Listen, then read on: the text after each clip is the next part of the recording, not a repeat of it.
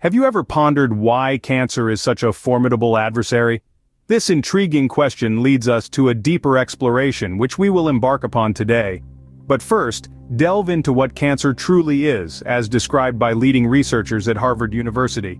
Cancer, in layman's terms, is a cluster of diseases marked by uncontrolled growth and spread of abnormal cells. Imagine a rebellious cell in your body deciding to shatter all norms of cell behavior. Rather than growing, dividing and dying in a systemic manner, these cells run amok. They multiply unchecked, forming a tissue mass commonly referred to as a tumor. Picture A with malfunctioning traffic lights. Chaos, right? This analogy aptly describes what ensues when cancer infiltrates. However, not all cancers culminate in tumor formation. For example, blood cancers like leukemia cause abnormal cell growth in the bloodstream or bone marrow, rather than developing solid tumors. You may be inquisitive, why doesn't our body's immune system battle these abnormal cells? An interesting fact about cancer cells is their deceitfulness. Have the ability to conceal themselves from the immune system or even hoodwink it into believing they're normal, healthy cells. This capacity to dodge the body's defense mechanisms renders cancer a complex and tricky disease to tackle. Cancer just a singular disease, but a multitude. Over 200 different types of cancer exist, each possessing unique characteristics and behaviors. From breast cancer and lung cancer to colorectal cancer and prostate cancer, the list is extensive and diversified.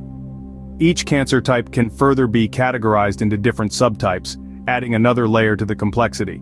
The prevalence of cancer is another element that's difficult to overlook. On a global scale, 1 in 6 deaths is attributable to cancer. This stark statistic emphasizes the pervasive impact of this disease. With an understanding of what cancer is and its mode of operation, let's scrutinize how it proliferates.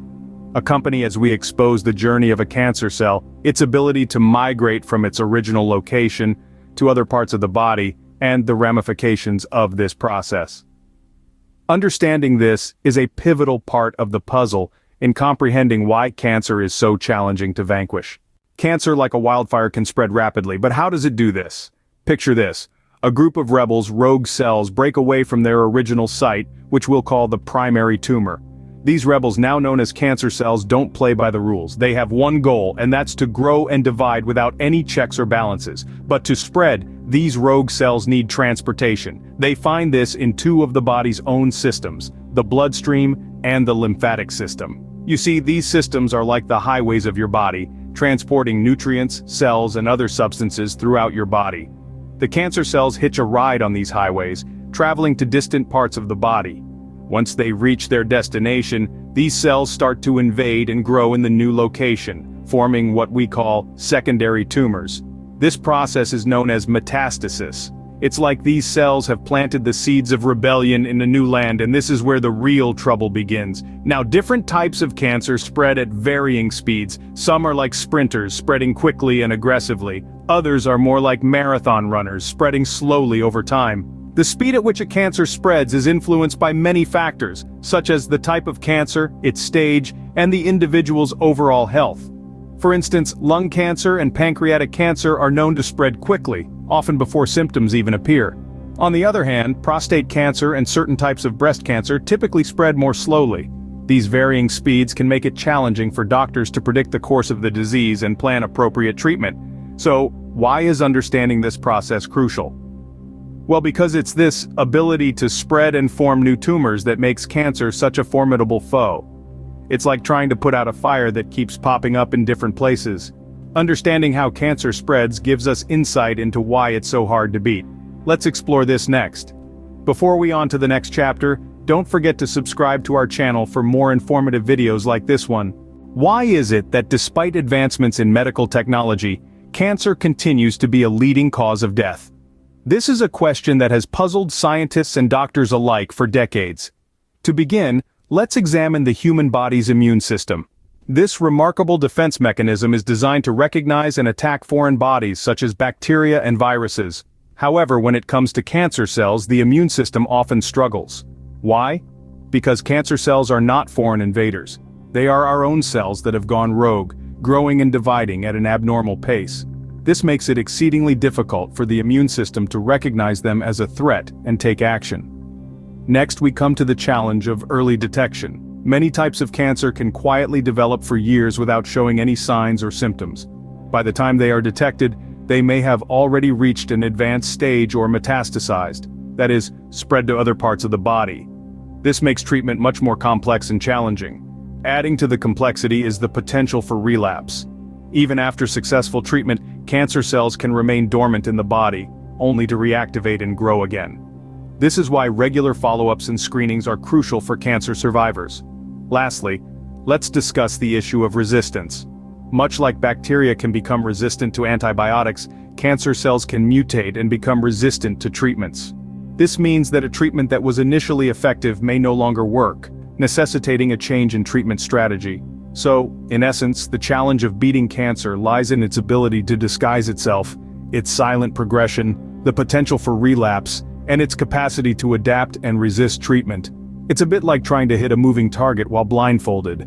While the fight against cancer is difficult, there are ways to lower our risk. Let's discuss prevention next. How can we tip the scales in our favor and lower our risk of developing cancer? This is a question we all grapple with, and while there are no guarantees, there are certainly steps we can take to significantly reduce our risk. Firstly, let's talk about lifestyle changes. And yes, that means diet and exercise. A balanced diet rich in fruits, vegetables, whole grains, and lean proteins can equip our bodies with the nutrients necessary to fend off cancer.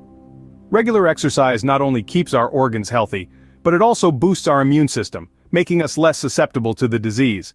But it's not just about adding good habits, it's also about eliminating harmful ones. Tobacco, a notorious carcinogen, is a prime example. Steering clear of tobacco in all its forms can drastically lower our risk of various cancers. This includes not just smoking, but also chewing tobacco and exposure to secondhand smoke.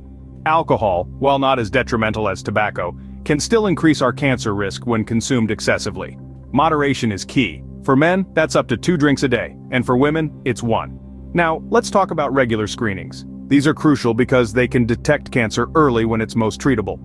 Different cancers require different screenings, so it's vital to discuss this with your healthcare provider.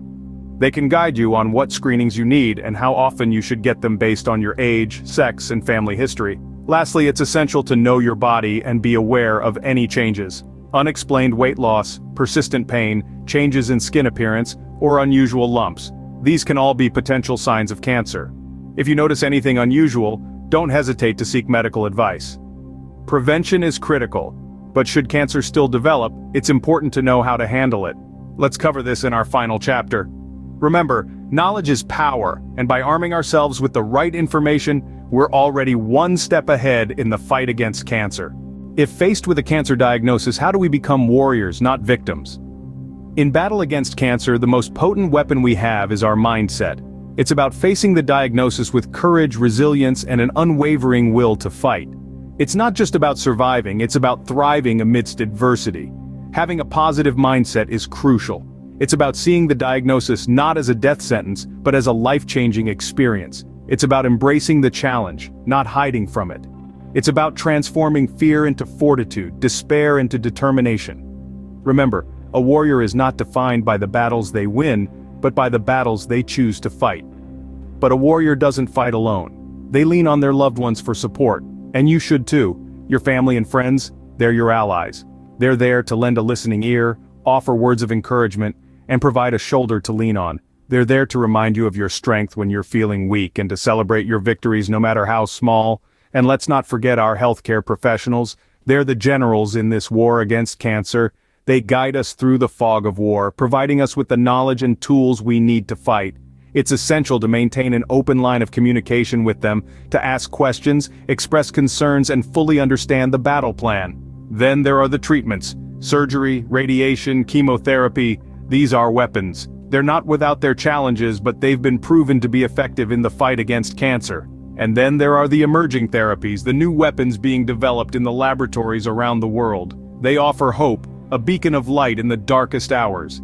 Cancer is a formidable foe, but with knowledge, prevention, and the right attitude, we can face it head on. Remember, you're not a victim, you're a warrior. And like any warrior, you've got a battle to fight. So put on your armor, pick up your weapons, and face the enemy with courage. Because you're not just fighting for your life, you're fighting for the lives of everyone who comes after you. Share this message of hope and support. Together, let's conquer. Don't forget to like, share, and subscribe.